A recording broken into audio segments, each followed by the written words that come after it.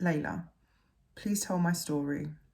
I met my first husband in college. We were both in the same year and he would joke and say things to me like, "One day, I'm going to marry you." I would be beside myself with excitement whenever he said that. I was quite shy at the time, but he showed me so much attention that it felt like he was helping me come out of my shell. We quickly moved in together and he proposed. And after we left college, I wasn't allowed to work or continue with my studies. He said that he'd be the one to take care of us now. I should have seen this as a major red flag, but at the time, I thought he was just doing what any man should do. On our wedding day, everybody praised us and said that we were the epitome of childhood sweethearts. I want to explain to you the level of coercion that happened in my relationship because I was with him for 5 years before he ever laid a finger on me.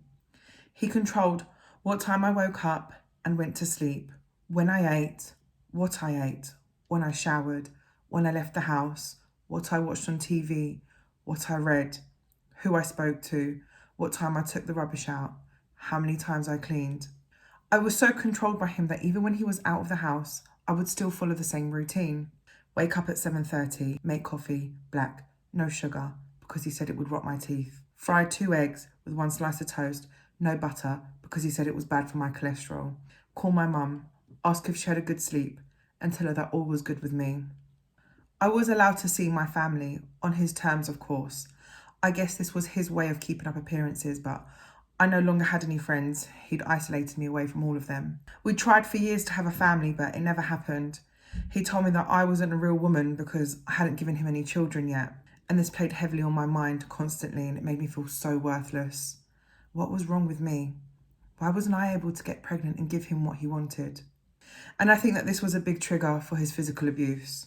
There were many times where I ended up in hospital for my injuries, and whenever the police were called, I would always cover for him. And to be honest, at the time, the police didn't take domestic violence seriously, so I knew that talking to them would do more damage than good. In fact, one time, 2 officers arrived at the hospital, one of whom had attended my homes many times before. This time, she didn't ask me any questions. She just sat there with me and held my hands whilst my injuries were seen to. We chatted about really mundane stuff, but as they left, she looked at me and said, "One day, you won't be this lucky." And she was right. I knew it. One day, I would be dead. And that was it. She planted the seed and I knew I had to get out. I didn't know how I was going to escape him. I needed someone to help me.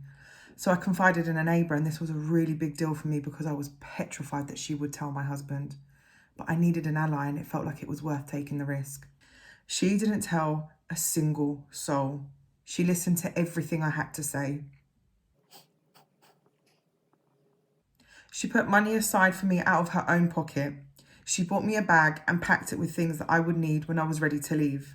I'll never forget her kindness. And so I started to come up with a plan. Friday was payday, and he would always come home drunk from the pub. Perfect, I thought. I'll wait till he passes out. But I didn't even make it to Thursday. Monday afternoon, he came home early from work in a rage. I obviously hadn't anticipated his arrival, so there was nothing prepared for him to eat, and this just made him more angry. He dragged me by my neck like a dog up to the bedroom.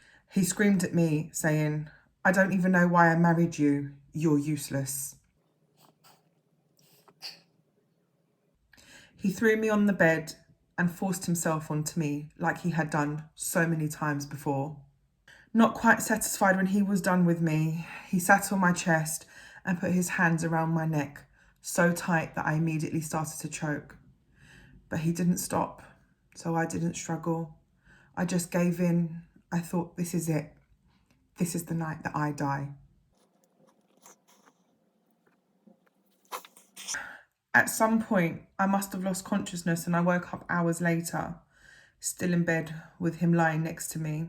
As he left for work in the morning, he looked at me as though he was just disgusted by my presence and said, "Don't even think about going anywhere today, otherwise I'll make sure that next time you won't wake up for good." I wanted to get up and run, but I was paralysed by shock and fear. I couldn't move, so I just laid there for hours, even after I heard his car drive off. It was around late afternoon when I finally got up, and for the first time, I called the police myself. I told them what had happened and that he'd threatened to kill me. So a police escort came to help me before my husband returned home from work. I collected my bag from my neighbour and I sat through hours giving my statement to the police. That night, I went into a refuge. My memory of what happened in the years to follow are very vague, mostly because I've just blocked it out.